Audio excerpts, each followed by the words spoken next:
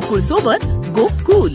खरं म्हणजे ही दुर्दैवी घटनाच म्हणावी लागेल की केशवराव भोसले नाट्यगृह हे ऐतिहासिक नाट्यगृह कोल्हापूरमधलं त्यांच्या केशवराव भोसले यांच्या जयंतीच्या आदल्या दिवशी 8 तारखेला दुर्दैवाने ही घटना झाली आणि त्यामध्ये हे नाट्यगृह जे आहे ते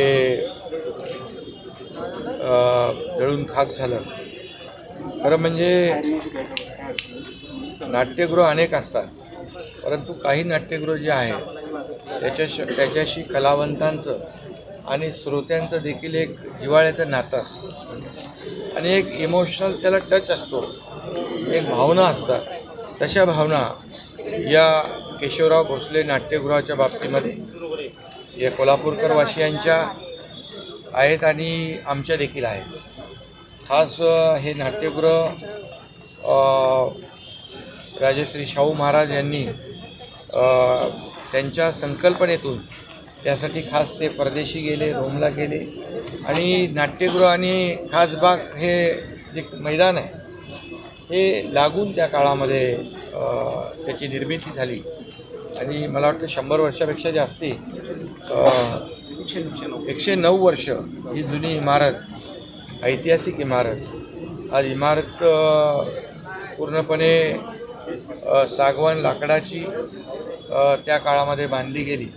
आजही त्याचं स्ट्रक्चर पाहिल्यानंतर जी काय घडणावळ आहे ती पाहिल्यानंतर अशा वास्तू पुन्हा होणे नाही अशा प्रकारची घडणावळ त्या काळामध्ये केली।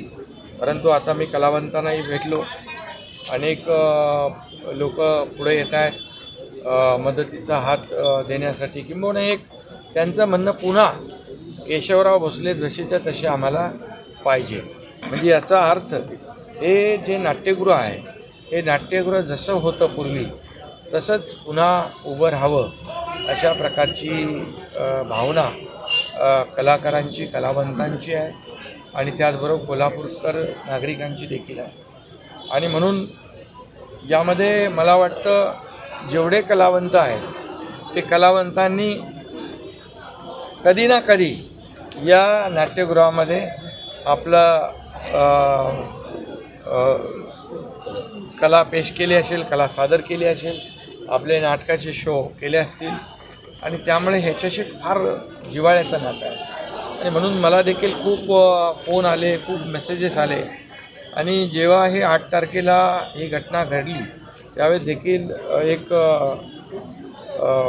मनाला एक वेदनादायी ते चित्र आणि घटना होती। त्यामुळे आम्ही नक्कीच शासन हे सर्वसामान्यांना न्याय देणारं सरकार आपलं आहे, माहितीचं, आणि कलावंतांचा देखील आदर करणार आहे आणि श्रोत्यांचाही आदर करणार आहे। आणि म्हणून हे आत्ताच मी इथे उभा असताना अनेक आर्किटेक्चर आले, कलावंत आले, ते सगळेजण येऊन पुढे याला एक सहकार्याची भावना त्यांनी दाखवली। याचा अर्थ या वास्तूशी त्यांचं अतिशय जे भावनिक नातं किती घट्ट होतं याचं एक प्रचिती येते।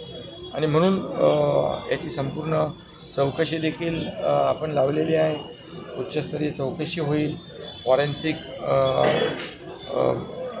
लॅबची लोक या ठिकाणी टेक्निशियन देखील आज येऊन गेले, त्याच्यावर पोलीस देखील चौकशी करतात। ठीक आहे, हा चौकशीचा भाग आहे, त्याच्यामधून जे काही निष्पन्न होईल त्याप्रमाणे पुढचं जे काय व्हायचं ते होईल। परंतु हे नाट्यगृह उभं राहणं पुन्हा हे महत्त्वाचं आहे आणि त्यामुळे आयुक्त आणि कलेक्टर यांनी मला माहिती दिलेली आहे की याचं इन्शुरन्स देखील काढला होता, विमा, आणि तो 5 कोटीचा विमा आहे।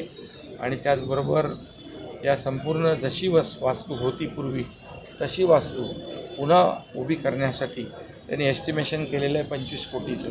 त्यामुळे यामध्ये 20 कोटींची आवश्यकता आहे। सरकार शेवटी सर्वसामान्यांच्या भावनांचा आदर करणारं सरकार आहे, त्यामुळे 20 कोटी रुपये सरकारच्या वतीने या नाट्यगृहाला दिले जातील आणि एकूण जशी 5 कोटी विम्याचे 5 कोटी विम्याचे आणि 20 कोटी असे 25 कोटीमध्ये हे नाट्यगृह जसंच्या तसं उभं राहील आणि एकदम युद्ध पातळीवर हे नाट्यगृह पुन्हा या कोल्हापूरकर वासियांच्या सेवेशी उभं राहील अशा प्रकारची या ठिकाणी जे काही काम करायचं ते होईल.